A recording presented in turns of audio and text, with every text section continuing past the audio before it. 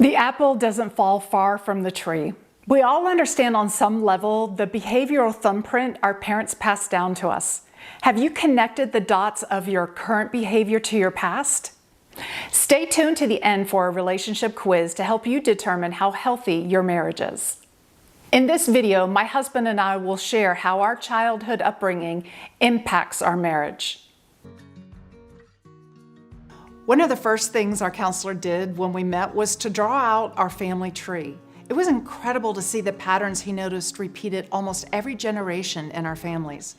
It was important for us to understand the patterns to intentionally undo harmful behaviors and double down on the good behaviors.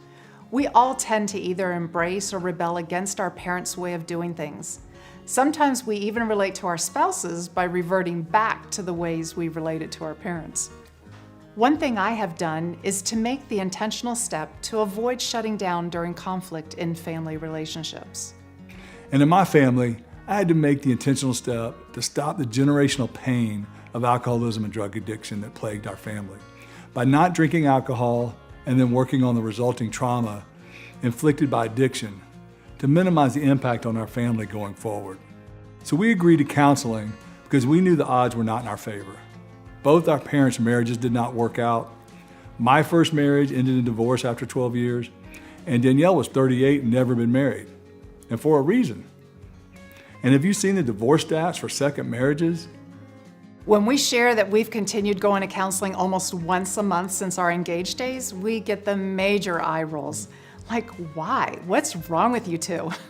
And I used to care about the eye rolls until what I was learning was creating such peace and harmony inside of our marriage. Growing up, when my parents fought, my mom would end up going to her bedroom and cry. It used to stress me out terribly as a child, and I vowed never to mimic that kind of behavior. Do you know what our counselor today calls me? A turtle. Why? Because I shut down and go to my room and cry. As much as our parents' behavior may have turned us off, we subconsciously have a way of reverting back to their behavior. Yeah, you can grow up in well-adjusted, loving families and still experience conflict with your spouse because your normals are different from each other. The households we grew up in defined our sense of normal. A perfect example for us was when it came to disciplining the children. Naturally, in a blended family, it is even more complicated, but for simplicity's sake, I'll share this one difference. I grew up in a chaotic environment, and Danielle grew up in what she calls a mom who was like Martha Stewart's on steroids. The discipline was strict. Yeah. And when it came to discipline in our home, Danielle was on one end of the extreme, expecting strict consequences for bad behavior. Sorry, kids. While I was on the other end, I would get mad initially, but I would rarely carry through with my threats. So this caused a lot of conflict between us. But counseling pointed out these family differences, and it helped us to be more mindful of compromising. Neither of us was right, and as obvious as this might have been to us, we couldn't see it. And we're so grateful for our counselor's insight. And one of the most powerful epiphanies, in our personal opinion, is the core reason for our conflict. It's not necessarily about children or money or household duties, but it's the fact that we bump into each other's emotional wounds, which are often from our childhood. And here's an example. Meet Mr. and Mrs. Mugg. Mr. and Mrs. Mugg met right after college, and like many people, when they saw each other, he was like, whoa, and she was like, woo. He had a degree and a future, and she was, well, look at her, she's a knockout. When they first started dating and hanging out, they were so careful because he's trying to win her heart and she's trying to win his affection. They had a few little problems along the way, a couple of bumps in the relationship, but they were just so careful. And then they got married. About a month into their marriage, they had a problem. They had a bump and stuff came out. And he looked at her and said, whoa, where did all that come from? And she looked at him and said, I didn't know you had anger issues. And he said, well, I didn't have anger issues until you bumped me. And then they had another problem and another. So she went to see her sister and said, I didn't know he was like that. And he sat around thinking, wow, she makes me so mad. And if she would just quit bumping me like that, maybe I wouldn't be so mad. My wife, she has issues. And so he says to her, you know, when we were dating, I didn't see all this. Where's this coming from?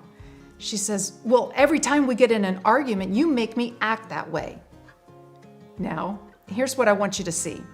Mr. Mugg thinks the reason the blue beads come out of him is because they keep having conflict, and she keeps bumping him.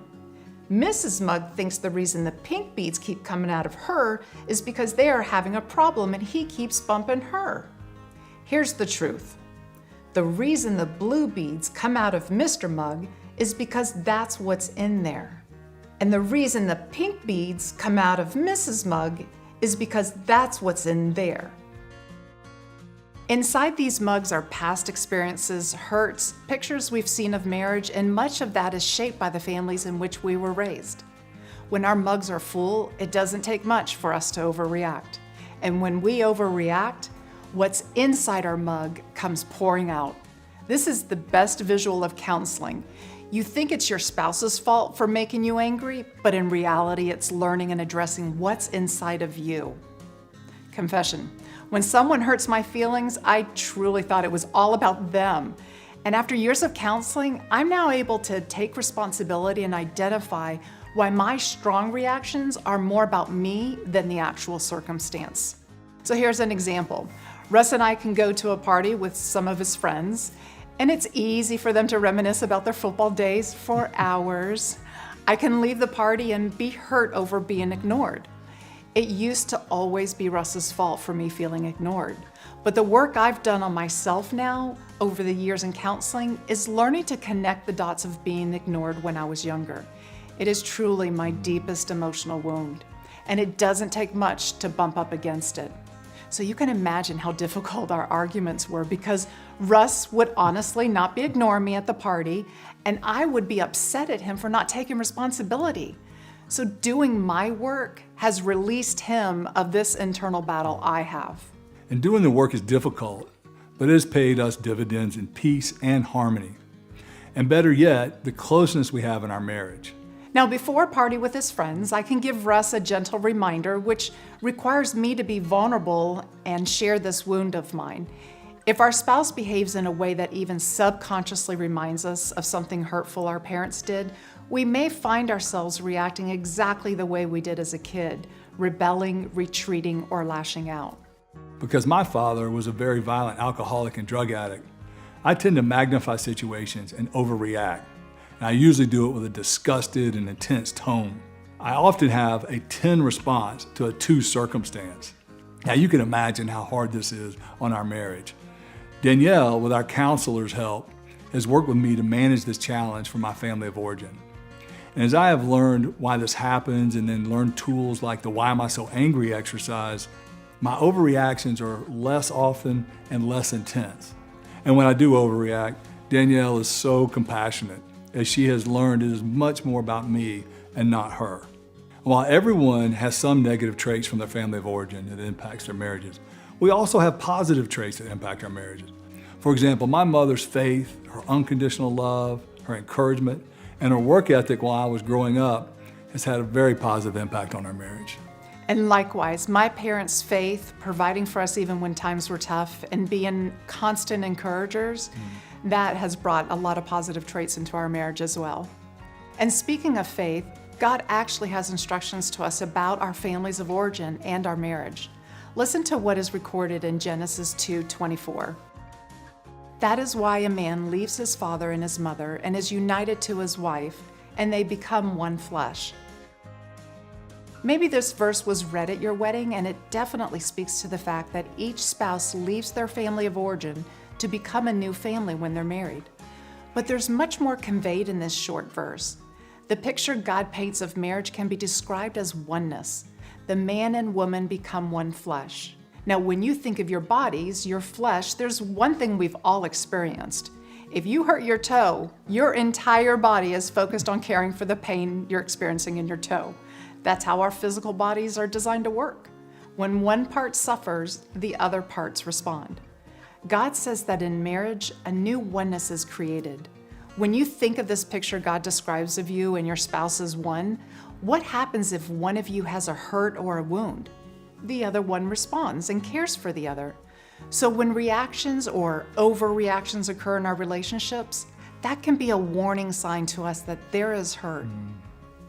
Now, when we better understand our tendencies based on our past hurts or wounds, and when we can explain them to our spouse, and when we can invite our spouse into the healing process, our marriage will thrive like never before.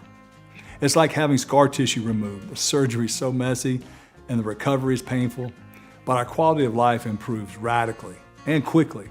Now, ignoring past hurts doesn't make them go away. If we bury them for too long, then we tend to grow numb and we limit our capacity to love and be loved. But here's the good news, is that when you know better, you can do better.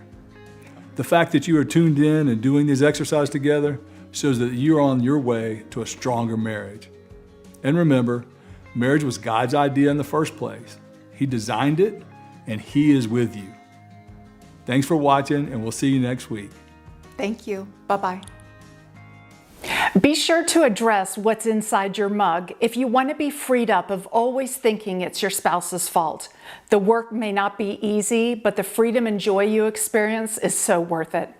Again, be sure to take the relationship quiz to learn how you can better connect with each other. And if you liked this video, check out this next video of Marriage Manual for Engaged Couples. There are insider tips that I think every marriage can benefit from. Remember, to have an extraordinary marriage, be intentional.